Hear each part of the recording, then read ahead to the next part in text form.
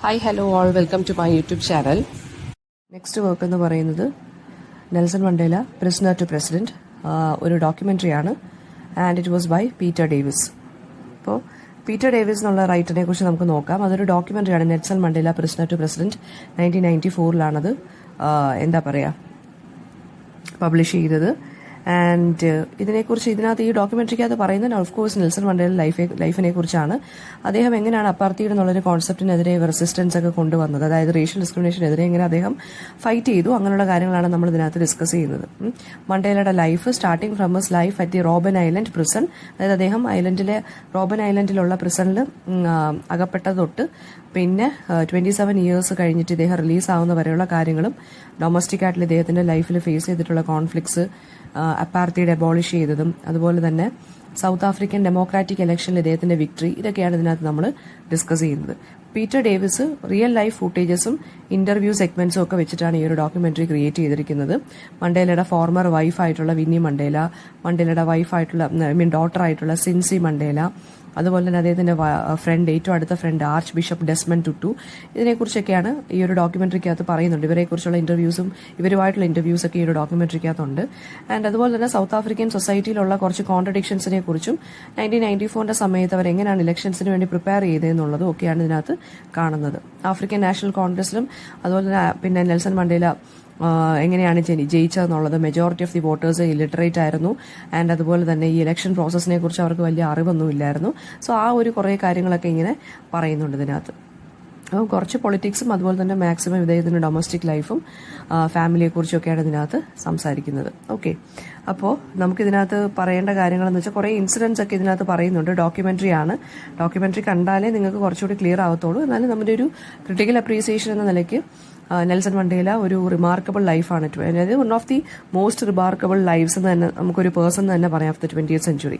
അപ്പോൾ ഓപ്പറേഷന്റെ സമയത്തും റേഷ്യൽ സെഗ്രിഗേഷന്റെ സമയത്തൊക്കെയാണ് ഇദ്ദേഹം വളർന്നത് സൗത്ത് ആഫ്രിക്കയിൽ.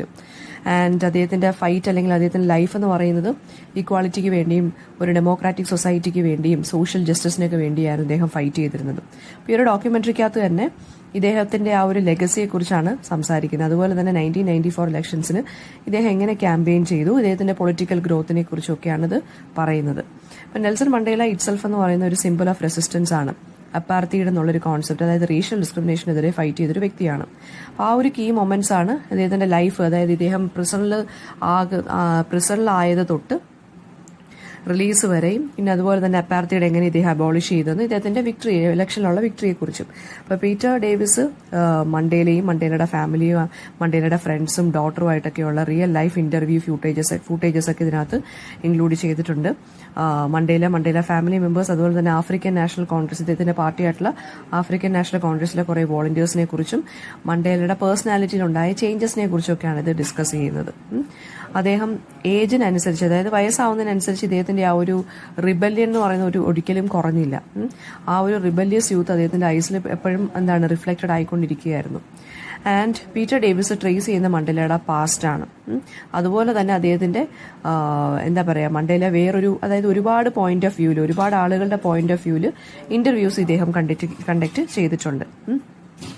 അപ്പോൾ റോബൻ ഐലൻഡ് എന്നുള്ള പ്രിസണിൽ വെച്ച് മണ്ടേലയുടെ കമ്പാട്രിയോട്സ്, അതായത് അദ്ദേഹത്തിന്റെ കൂടെ ആഫ്രിക്കൻ നാഷണൽ കോൺഗ്രസിൽ ഉണ്ടായിരുന്ന ആളുകളും അവരൊക്കെ എന്തുമാത്രം ഹാർഷായിട്ടുള്ള ലൈഫാണ് അവിടെ ഉണ്ടായിരുന്നതെന്നും അവരെ അതോറിറ്റീസ് ഒക്കെ വളരെ ഹാർഷായിട്ടുള്ള രീതിയിലാണ് ട്രീറ്റ് ചെയ്തതെന്നൊക്കെയുള്ളതാണ് ഈ ഒരു ഡോക്യുമെന്ററിക്കകത്ത് പറയുന്നുണ്ട്. ജയിൽ വാർഡൻ എന്ന് പറയുന്നത് റേഷ്യൽ അബ്യൂസ് ഒക്കെ ചെയ്യുമായിരുന്നു, especially against black prisoners. And അവർക്ക് ഫുഡൊന്നും കൊടുക്കത്തില്ലായിരുന്നു, പ്രോപ്പർ ക്ലോത്തിങ്, ഷൂസ് അതൊന്നും കൊടുക്കില്ലായിരുന്നു. വിന്ററിന്റെ സമയത്തൊന്നും ഇവർക്ക് പ്രോപ്പർ ക്ലോത്തിങ് ഒന്നും പ്രൊവൈഡ് ചെയ്യത്തില്ലായിരുന്നു. ആൻഡ് പ്രിസണേഴ്സിനെല്ലാം വളരെ ഹെവി ടോർച്ചർ ആയിരുന്നു ഉണ്ടായിരുന്നത്, കാരണം അവരുടെ ആ ഒരു റവല്യൂഷണറി സ്പിരിറ്റ് തകർക്കാൻ വേണ്ടി. ആൻഡ് അതുപോലെ തന്നെ ഇപ്പോൾ ഈ പ്രിസണേഴ്സിനെ ഒന്നും ഇവരുടെ കുട്ടികളൊന്നും വിസിറ്റ് ചെയ്യുന്നതൊക്കെ തടഞ്ഞിരുന്നു. ആൻഡ് അവരുടെ ഫാമിലീസിൽ നിന്നെല്ലാം ഇവരെ വളരെയധികം ഡിസ്റ്റൻസ്ഡ് ആക്കാൻ വേണ്ടി ഈ ഒരു ജയിൽ അതോറിറ്റീസും അതുപോലെ തന്നെ ഗവൺമെന്റ് ഒരുപാട് ശ്രമിച്ചിരുന്നു എന്നാണ് പറയുന്നത്. ആൻഡ് മണ്ടേലയുടെ മകളായിട്ടുള്ള സിൻസി മണ്ടേല പറയുന്നുണ്ട്, അത് വളരെ ട്രൊമാറ്റിക് ആയിട്ടുള്ളൊരു ഫേസ് ആയിരുന്നു ഹോൾ മണ്ടേല ഫാമിലിക്ക്. ഓൾമോസ്റ്റ് 3 decades, 30 വർഷം കഴിഞ്ഞു, 27 വർഷം കഴിഞ്ഞപ്പോഴാണ് ഇറങ്ങിയത്. മണ്ടേല 1990 പ്രിസൺ റിലീസായത്. അപ്പോൾ അതൊരു ശരിക്കും പറഞ്ഞൊരു വാട്ടർഷെഡ് മൊമെന്റ് ആയിരുന്നു ഹിസ്റ്ററി ഓഫ് സൗത്ത് ആഫ്രിക്കയിൽ തന്നെ. ആ സമയത്ത് പ്രസിഡന്റ് ആയിട്ടുള്ള FW ക്ലർക്ക് എന്ന് പറയുന്ന അദ്ദേഹം അബോളിഷ് ചെയ്തു apartheid June 1990 and announced democratic elections in 1994.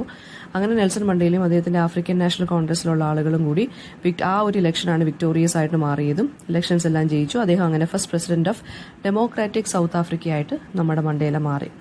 പിന്നീട് അതുപോലെ തന്നെ സൗത്ത് ആഫ്രിക്കൻ സൊസൈറ്റിയിൽ വന്ന മാറ്റത്തിനെ കുറിച്ചും പറയുന്നുണ്ട്. ഈ 1994 ഇലക്ഷൻസിൽ ആളുകളെ എങ്ങനെയാണ് ഇതിനു വേണ്ടി പ്രിപ്പയർ ചെയ്തതെന്ന്, മണ്ടേലയുടെ കാര്യമൊക്കെ എങ്ങനെ ഡിസ്കസ് ചെയ്യുന്നതെന്നുള്ളത് ഇതിനകത്ത് കാണാൻ സാധിക്കുന്നുണ്ട് നമുക്ക്.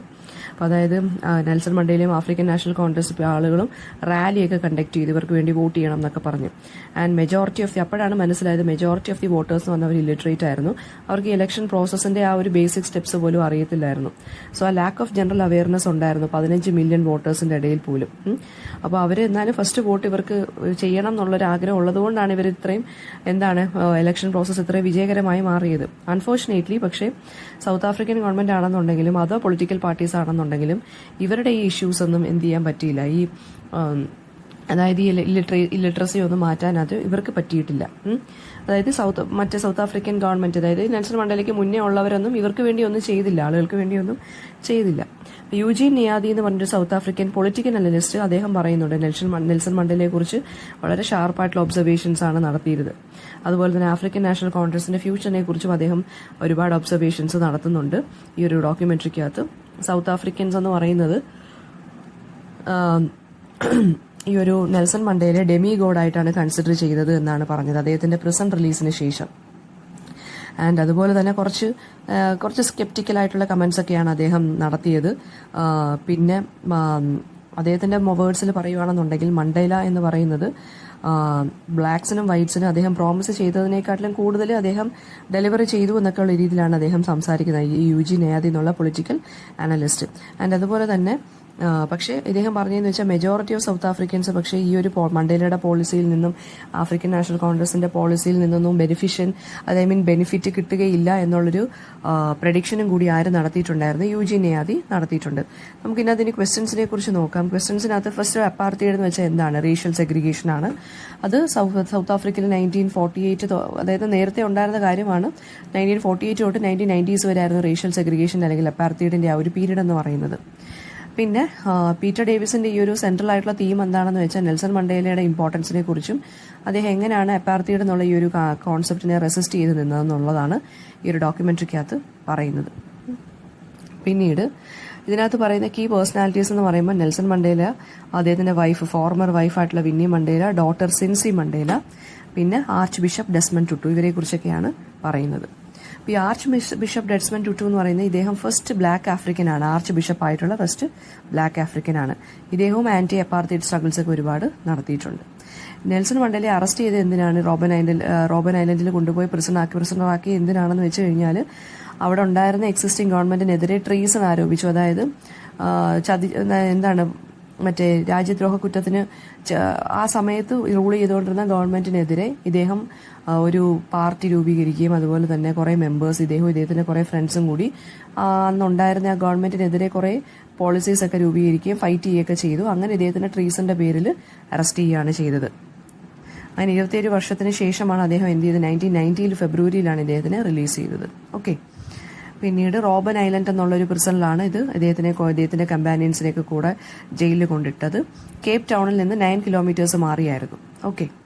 പിന്നെ വിന്നി മണ്ടേലയും നെൽസൺ മണ്ടേലയും തമ്മിൽ എന്താണ് ഡിവോഴ്സ്ഡ് ആവാനുള്ള കാരണം അല്ലെങ്കിൽ സെപ്പറേറ്റഡ് ആവാനുള്ള കാരണം? അതേ ഒരേ ഒരു ഇൻസിഡന്റേ ഉള്ളൂ, സ്റ്റോംബി സേപ്പി എന്ന് പറഞ്ഞൊരു ഇൻസിഡന്റ്. ഈ സ്റ്റോംബി സേപ്പി എന്നുള്ള ഇൻസിഡന്റ് എന്ന് വെച്ച് കഴിഞ്ഞാൽ ജാനുവരി 1989 ഇത് ഹാപ്പൻ ചെയ്തു. കുറച്ച് ഗ്രൂപ്പ് ഓഫ് ബോയ്സിനെ വിന്നി മണ്ടേലയുടെ ബോഡി ഗാർഡ്സ് അബ്ഡക്ട് ചെയ്തു, തട്ടിക്കൊണ്ട് പോയിട്ട് അതിൽ സ്റ്റോംബി സേപ്പി എന്നുള്ളൊരു കുട്ടിയെ കൊന്നു കളഞ്ഞു. അപ്പം അത് ആ കുട്ടി പോലീസ് ഇൻഫോമർ ആണെന്ന് തെറ്റിദ്ധരിച്ച് ബോഡി ഗാർഡ്സ് കൊന്നു എന്നാണ് പറഞ്ഞിരിക്കുന്നത്. ബ്രൂട്ടലി ടോർച്ചർ ചെയ്ത് കൊന്നു എന്നാണ്. അപ്പോൾ ഈ ഇൻസിഡന്റ് ഒരുപാട് പബ്ലിക് റാത്ത് ഇൻവൈറ്റ് ചെയ്യുകയും അങ്ങനെ വിന്നി മണ്ടേലയെ ഹോമിസൈഡിനെ അറസ്റ്റ് ചെയ്യണം എന്നൊക്കെ പറഞ്ഞ് ആകെ പ്രശ്നമായി. പക്ഷെ അവര് ശരിക്കും പറഞ്ഞാൽ ഡിനൈ ചെയ്തു, ഇൻവോൾവ്മെന്റ് ഒന്നും ഇല്ലെന്ന് പറഞ്ഞെങ്കിലും ആ ഇൻസിഡന്റ് ഇവരുടെ റെപ്യൂട്ടേഷനെ ഒരുപാട് ബാധിക്കുകയും അങ്ങനെ നെൽസൺ മണ്ടേല ഇവരുമായിട്ട് സെപ്പറേറ്റഡ് ആവുകയായിരുന്നു 1992. ഓക്കെ. പിന്നെ അടുത്ത ഒരു ക്വസ്റ്റ്യൻ എന്ന് പറയുമ്പോൾ നമുക്ക് യൂജീൻ നിയാദി ആരാണെന്നുള്ളത് ചോദിക്കാം. അദ്ദേഹം ഒരു പൊളിറ്റിക്കൽ അനലിസ്റ്റ് ആണെന്നുള്ളത്. പിന്നെ സിൻസി മണ്ടേല പറയുന്നതെന്ന് വെച്ചാൽ ഇവരുടെ ഫാദർ ഒരു ഡെമി ഗോഡാണെന്ന് പറയുന്നുണ്ട് ഈ ഒരു ഡോക്യുമെന്ററിക്കകത്ത്. കാരണം അദ്ദേഹത്തിന്റെ പ്രസൻസ്, അദ്ദേഹത്തിന്റെ വാക്കുകളിലൂടെയും ബാക്കിയുള്ളവർ പറയുന്നതിലൂടെ മാത്രമാണ് സിൻസി മണ്ടേല കേട്ടിട്ടുള്ളത്. കാരണം ഇദ്ദേഹം കൂടുതൽ സമയവും ജയിലിൽ ചെലവഴിച്ചത് കൊണ്ട് മകൾക്ക് കൂടുതലൊന്നും അറിവില്ല. അപ്പം ബാക്കിയുള്ളവരുടെ വാക്കിൽ നിന്നും അദ്ദേഹത്തിന്റെ വാക്കുകളിലൂടെയൊക്കെയാണ് ഇദ്ദേഹം ആരാണെന്നുള്ളത് സിൻസി മണ്ടേല അറിഞ്ഞത്. അതുകൊണ്ടാണ് ഡെമി ഗോഡെന്ന് പറഞ്ഞത്. മാത്രമല്ല ഒരു 10 വർഷം ആ ഒരു ഗ്യാപ്പിൽ ഇവർക്ക് കാണാനേ സാധിച്ചില്ല മണ്ടേലയൊന്നും. കാരണം കുട്ടികളെയൊന്നും കാണാൻ അനുവദിച്ചിരുന്നില്ല ജയിൽ അതോറിറ്റീസ്, ഈ അറസ്റ്റ് ചെയ്ത ആളുകളെയൊന്നും. ഓക്കെ, പിന്നീട് ഉള്ളതെന്ന് വെച്ച് കഴിഞ്ഞാൽ യൂജിൻ നിയാദിയുടെ ക്രിട്ടിക്കൽ വ്യൂസ് എന്താണ്? അദ്ദേഹം പറഞ്ഞ സൗത്ത് ആഫ്രിക്കൻസ് നെൽസൺ മണ്ടേല ഡെമിഗോഡായിട്ടാണ് കാണുന്നതെന്നും വളരെ അൺറിയലിസ്റ്റിക് ആയിട്ടുള്ള പ്രോമിസസ് ആണ് അദ്ദേഹം ഇലക്ഷൻ മാനിഫെസ്റ്റോയിൽ കാണിച്ചതെന്നും അദ്ദേഹത്തിന്റെ ആഫ്രിക്കൻ നാഷണൽ കോൺഗ്രസ് പാർട്ടിയുടെയൊക്കെയുള്ള പ്രോമിസസ് എന്ന് പറയുന്നത് സൗത്ത് ആഫ്രിക്കൻസിന് വലിയ ബെനിഫിറ്റ് ഒന്നും കൊടുക്കുന്നില്ല എന്നും ഒക്കെയാണ് അദ്ദേഹം പറഞ്ഞത്. പിന്നെ ബിഷോ മെസാക്കർ എന്ന് പറഞ്ഞൊരു മെസാക്കറിനെ ഒരു ഇൻസിഡന്റിനെ കുറിച്ച് ഇവിടെ പറയുന്നുണ്ട്. അതൊരു മോസ്റ്റ് ഇൻഹ്യൂമൻ ഇൻസിഡന്റ് ആണ് സൗത്ത് ആഫ്രിക്കയിൽ ഹാപ്പൻ ചെയ്ത്.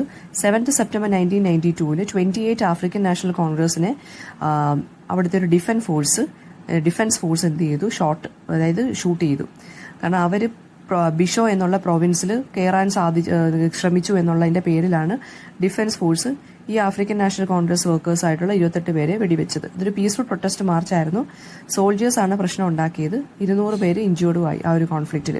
ഒരു സോൾജിയറിനെ കൊന്നു. ആ ഒരു ഇൻസിഡന്റിൽ ഒരാൾ മരണപ്പെട്ടു. നെൽസൺ മണ്ടേലയും ആഫ്രിക്കൻ നാഷണൽ കോൺഗ്രസും ഈ ഒരു ഇവന്റിനെ വളരെയധികം ഒരു പോലീസ് ബ്രൂട്ടാലിറ്റിയുടെ ഒരു ബെസ്റ്റ് എക്സാമ്പിൾ ആയിട്ടുള്ള ഒരു ഇൻസിഡന്റ് ആയിട്ടാണ് ഇവർ കൺസിഡർ ചെയ്യുന്നത്. ഓക്കെ, റോബിൻ ഐലൻഡ് പ്രിസണിൽ ഇവർ വളരെ ഹാർഷായിട്ടാണ് ട്രീറ്റ് ചെയ്തത്. അത് ഇമ്പോർട്ടന്റ് ആണ്, ഞാൻ നേരത്തെ പറഞ്ഞു. പിന്നീട് ഉള്ളതെന്ന് വെച്ച് ഈ ഡോക്യുമെന്ററി എങ്ങനെയാണ് ഫ്രം നെൽസൺ മണ്ടേല, ഒരു പ്രിസണറിൽ നിന്ന് പ്രസിഡന്റിലോട്ടുള്ള നെൽസൺ മണ്ടേലയുടെ ജേർണിയെ കുറിച്ചാണ് ഇതിനകത്ത് കൂടുതലായിട്ടും സംസാരിക്കുന്നത്. അപ്പോൾ ഇപ്പോൾ ഈ പറഞ്ഞ പോയിന്റ്സ് എല്ലാം കൂടി കണക്ട് ചെയ്ത് വെച്ചിട്ട് എഴുതിയാൽ മതി. ഓക്കെ,